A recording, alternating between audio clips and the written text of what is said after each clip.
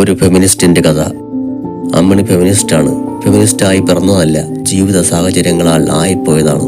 സ്ത്രീകൾക്ക് സ്വാതന്ത്ര്യം വേണം. ഏതു പുരുഷനോടും സംസാരിക്കാനും ഇടപഴകാനും, ഇഷ്ടമാണെങ്കിൽ അവനോടൊപ്പം വിവാഹം കഴിക്കാതെ തന്നെ ഒരുമിച്ച് ജീവിക്കാനും ആടിപ്പാടി നടക്കാനും കഴിയണം എന്നവർ ഫേസ്ബുക്കിലൂടെ ഉദ്ഘോഷിച്ചിരുന്നു. പെൺകുട്ടികൾ ആൺകുട്ടികളോടൊപ്പം നൈറ്റ് ലൈഫ് എൻജോയ് ചെയ്യുന്നതിനെ കുറിച്ച് കാണ്ടം എഴുതിയിരുന്ന അമ്മിണിയെ ഞാൻ സ്വന്തം നാട്ടുകാരിയായിരുന്നിട്ടും അൺഫ്രണ്ട് ചെയ്തു.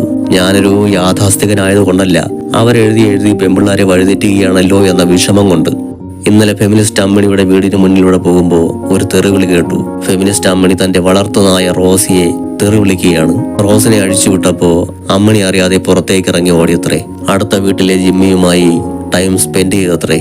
ഞാൻ ചോദിച്ചു, എന്തിനാ ഇങ്ങനെ തെറിവിളിക്കുന്നതും തല്ലുന്നതും? നിങ്ങളുടെ പട്ടി അയൽവക്കത്തെ പട്ടിയുടെ അടുത്ത് പോയാൽ എന്താ പ്രശ്നം? അപ്പോ അമ്മിണി പറയുക, അതൊരു വാളി പട്ടിയാ, അതിന്റെ എന്റെ റോസ് പ്രഗ്നന്റ് ആയാൽ ഞാൻ എന്ത് ചെയ്യും?